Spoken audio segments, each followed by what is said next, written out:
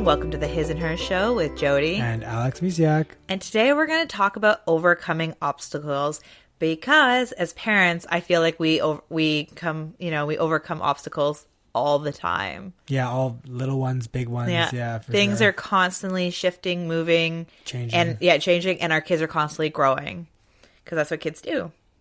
So, with every day, every month, new obstacles come up. Yeah. Yep. Which ones do we want to just highlight a little bit here? Well, actually, I want to mention that I'm using the word obstacles right now, but I love looking at obstacles as lessons. So instead of looking at them as a problem, when something shows up that you were unexpecting, that kind of maybe makes you kind of have to stop, pause, or you get frustrated because it's like things were going really good, and then all of a sudden something didn't work out. Try to look at it as more of a lesson. Like, what can I learn from this? How am I going to, and sometimes it's not even knowing it yet, just, kind of breathing through it. And then you'll figure out why you're learning it in the end. Like, when you overcome it, then you can be like, I grew as a person, or, different things like that. But getting stressed out about it, try and look at it in a more positive way too sometimes. And it can help you get through that obstacle a little smoother. Right. Like when we're focused more on the problem, and when you focus on the problem, all you see is the problem. When you think about focus on the solution, how can I do this? What am I going to learn from it? Then you take the shift off, and then a solution will be found. Yes. It might not be found right away, but you will find it when you're looking for it. When you're looking at the problem, you're not going to see that solution because all you see is the problem. Yes. Yeah. No, I just wanted to add that before we talk into our good. Real obstacles. That's good advice for everybody. Yeah. Yeah. And it can be a challenge sometimes to think positive, or it's not even sugarcoating it. It's just look for that silver lining somewhere. There's something in it. Everything, you go through. I think about so many of the things that we've had to go through as parents and as individuals and as a couple. And I wouldn't be the person I am today if those things didn't happen in my life. Yeah, good point. Yeah, we are the sum of our experiences and more. Exactly. So yes, something might show up, something might happen, but look for that solution instead of that problem. And then again, later on, you will learn that you really became a stronger person because of it, or whatever it might be. Maybe you met a new person through that obstacle, or whatever it might be. Because I know one time. And I think I might have talked about this already, so if you've listened to this already, I apologize. But I mentioned way back when I met you, Alex, I was taking yoga every Wednesday. Mm-hmm. And just before this happened, I was very rigid. Where if something got canceled, like I talked about last week, I wouldn't be very great with that kind of change. But I was in a new place, I was growing, and when my yoga class got canceled, I was like, what can I do instead? And that's when I took a dance class. Yeah. So sometimes, and I know it's a very small obstacle. At least in my mind now, that's a very small obstacle. My yoga class got moved. What am I going to do? But it still, changed and shifted in my life. But that's when I met you. So you don't know when things happen in your life, changes, obstacles, you never know what's on the other side of that obstacle. That problem, whatever it may be. Problems, I don't even want to use the word problem, but the obstacle or something comes up. The other thing to remember about, or to keep in mind, when you're in the thick of it, sometimes, and you can't not focus on the problem, it's best to just walk away for a bit and then come back to it. Because one of the obstacles that I didn't do that with the snowblower, if you haven't read that one, go read that one, or listen to that one, because a lot of laughter after the fact. And so, if nothing else, you'll hopefully get a good laugh out of that podcast. But instead of walking away from the problem, I potentially made it a lot worse.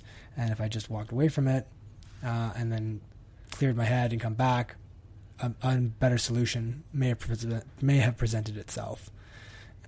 It's fun actually being a parent because every obstacle your child encounters, you want to remove that obstacle. You have this natural instinct of okay, I got to remove this obstacle, but then you're taking the learning away from them. Mm-hmm. So it's this fun little game with this balancing thing where it's okay, They have to figure out how to do stuff on their own, and I have to sort of guide them towards a solution, or at least help them. But we've discovered now that Anastasia actually doesn't want to we have to literally let her figure it out. Like, we have to lovingly be there, support her, and when she's ready, she'll get it. Like, it happened. So we'll talk a couple little things. If you're a parent, you'll kind of maybe relate. But when Anastasia was toilet training, like, she showed interest really early, and then she kind of gave up, and eventually, she was, I forget how old it was, but was it 4? I don't know. Anyways, no, not 4 yet, because she wasn't even in kindergarten yet. So she was still 3.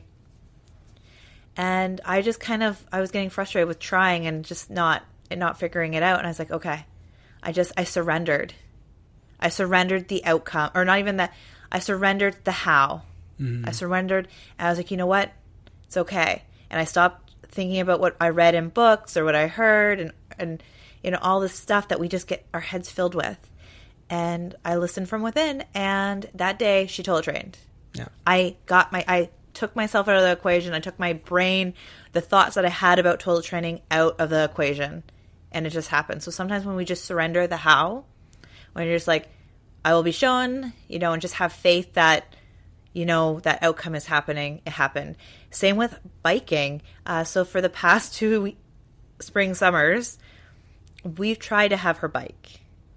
And the one year, it's like the bike was too big for her, or she just got frustrated because she couldn't pedal. She wasn't, didn't feel like strong enough, or she kept like pedaling or trying, and then she'd go backwards and brake. And this year, we put her on a bike, and we actually were super ambitious. We're like, she wanted to go to a park that was about 2 kilometers away. We're like, well, let's do both, all here. And even though she didn't bike last year at all, really. Yep.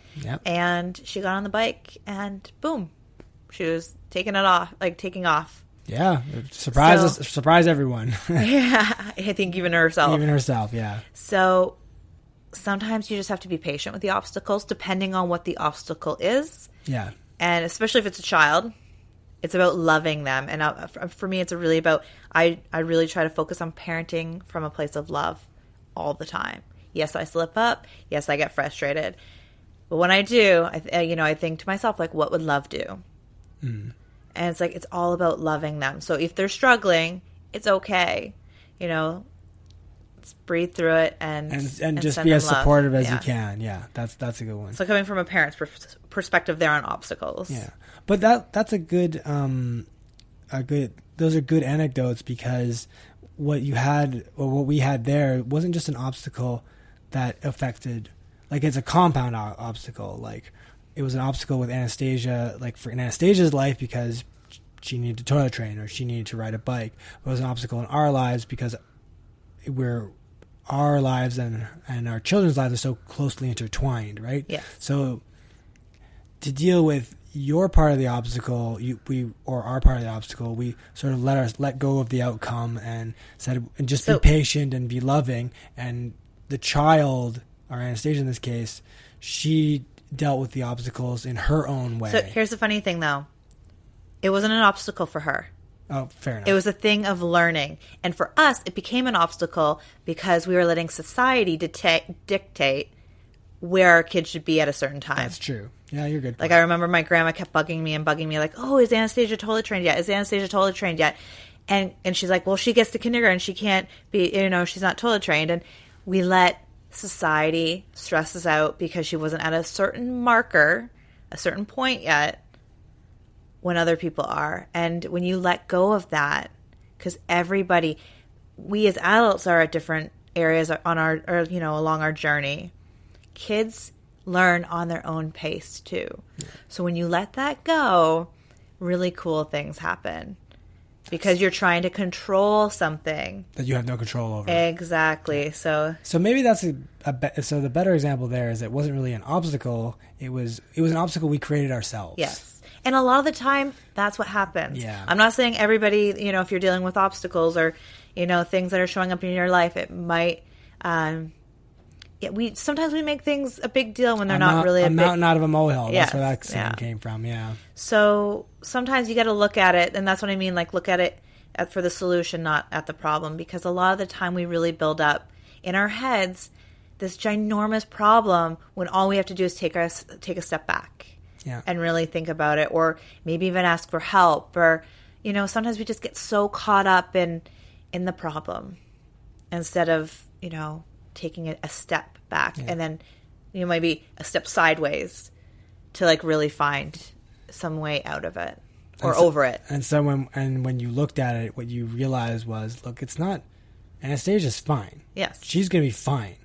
It's like, I'm the one who's stressing out over this for no reason, and I'm just putting extra stress on my kid. So I'll just let that go, and then suddenly the obstacle is gone. Yeah. So that's great for those kinds of obstacles. Now there's going to be other obstacles in your life where you do need to deal with them in some way or another, like the snowblower, for example, or other. That's a fun one, but there are other more serious things that you call it fun. Well, we call it fun now because we can laugh about it. I still got to deal with it, but definitely walk away from it so you can come back at the problem with fresh eyes.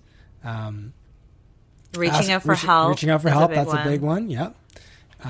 Just talking it out with someone. Yes. Can lead to new solutions, new perspectives. We all have different opinions and different outlooks and different things. So different sometimes life a fresh experiences, and different like set of eyes is definitely good sometimes. Somebody you trust, though, obviously. Yeah, depending on the nature of the obstacle, of course. Well, you just want somebody that you can trust to talk about that isn't going to just belittle you. Do you know what I mean? Like, you want to talk to somebody that's, you know, has your best interest at heart and that can actually listen without attachment to your story.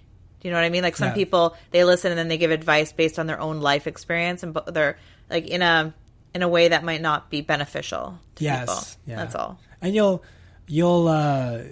hopefully or you can weed that out too. Like, you can talk to people and then be like, you can just take it as a grain of salt and be like, okay, that might be good, or you just kind of So that's good. Thank actually. you for that advice. Talk to more than one person. Yeah. To get multiple if views you can, on the same thing, if you can. Yeah. And that will help a lot, because that way you're not getting just one person's opinion on it. And it's like we get second opinions on doctors' things. Why don't we get second opinions on life things? On life things. I do this at work sometimes too. Like, I'll be like, I'll come up with something and I'll be like, well, this looks like a great idea, but maybe I'll show it to a few people. And then I show it to a few people and they're like, yeah, this is a good idea. But then I don't stop there. I don't stop with like finding that person that agrees with you. Yeah. Yeah. I don't stop with the person who agrees with me. Especially if they're the only people I've talked to yet. I generally keep going until I find someone who will challenge me on it. So forcing me to look at it again through their eyes. So that helps too. Come up with a better solution to my particular problem at work. Together, collaboratively. Yes, sometimes, you know. Collaborative efforts can turn a mountain into a bunch of little molehills. Yeah, exactly. You know, what is it about lots of hands or something? Great. Many hands make light the work, yes. I believe is one way. So when you're coming over a big, ginormous obstacle, which, you know, happens in life, you know, reach out for people. Reach out and talk to people too. You don't have to go through all these obstacles on your own. Yeah. And if you think you do, there's always a starting point. Some person you'll be able to talk to that will open up more people you can talk to, more people that'll be able to help you. So don't think that you're alone and that no one can help you, because there's going to be at least one, and then that one can introduce you to more. Yes. I'm thinking about times of like when I had to struggle with like depression, and I thought, I'm all on my own and no one can help me, and it just took that one person to say the right thing that sort of opened up other avenues of thought, which helped me get through it. Well, here's the I don't know if I want to say funny thing, but a lot of the time we feel like we're alone in things, and it can even be with parenting. You can feel really alone in, you know, having to toll a train, like the struggles or the sleep deprivation, and you think you're alone because you might not see it with other people, or some people just don't share that kind of stuff on Facebook because they want to show, you know, only their good parts of their thing. They don't want to put the negative on there. The thing is, everybody goes through obstacles, goes through challenges and struggles, and just even realizing that you're not alone. Like, just It's just sharing when you go through hard times. So then somebody's like, yeah, I've been there too. Or I know when I was talking to moms about not sleeping, like I was in the real, I think we were going into like almost year 2. Yeah, like the end of year 2. And I was like, oh man, like, and then I had other people that are like, it was 3 years for them. Like they were already way past it, but they had 3 years. I'm like, that gave me like a nice perspective. Like, okay, like I'm not there yet. Like it could be longer, but it, I wasn't alone. And just knowing that, like, it didn't help me feel less sleepy or less like sleep deprived and foggy, but it did give me that, like, okay, I'm not alone. So just sharing and just talking with other people that might have gone through it is definitely helpful. Yeah. So, was there anything else you wanted to... I had a thought back a while ago, but I can't remember what it is. Okay. But I did forget to mention at the beginning of the episode that May 2nd, again, we're going to be doing the podcast live. So a Q&A where you get to ask Alex and I anything you want. It can be about parenting. It can be about self-care, self-love, couples, marriage, anything about us that you might want to know, maybe. Challenges we faced and how we overcame them. Yep. If you have any questions about your own life that you might want to, get our opinion on, by all means, it's your turn to ask us anything. Literally, like, everything is open, and maybe I'll regret that later, but everything is open. And so it's going to be live. There'll be a phone number you can call, and actually we'll have different local numbers. So it'll be it won't be a toll-free number, but there should be local numbers in your area that you can reach us. And also you can do it via online as well. And if you can't make it to the live, you can ask us questions ahead of time, and we'll make sure to answer them. If you want to be anonymous, just let us know in the email. And you can just email at us at info@jodymisiak.com and just let us know your questions. Like we'd love to hear them. And that episode then that we're recording on May 2nd will be most likely be posted I believe it's at the end of May is when our schedule is up for that one. So it'll be recorded May 2nd, and then we'll be It'll be up on you'll be able to get it whether you get the rest of our podcast. I think it's the last Friday in May. The last Friday in May, yep. Yeah. So ask away. Like, we'd love to hear your questions and all that. Even feedback. We'd love to hear it. And we'd love to hear from you. So again, please reach out, and the information is actually going to be in the comments of this one because next week is the live one. Right. So we will have the call information in the description of this episode. Okay. So look there for the numbers. Yes. So we look forward to talking to you guys next week. We hope you have a beautiful day. Bye for now.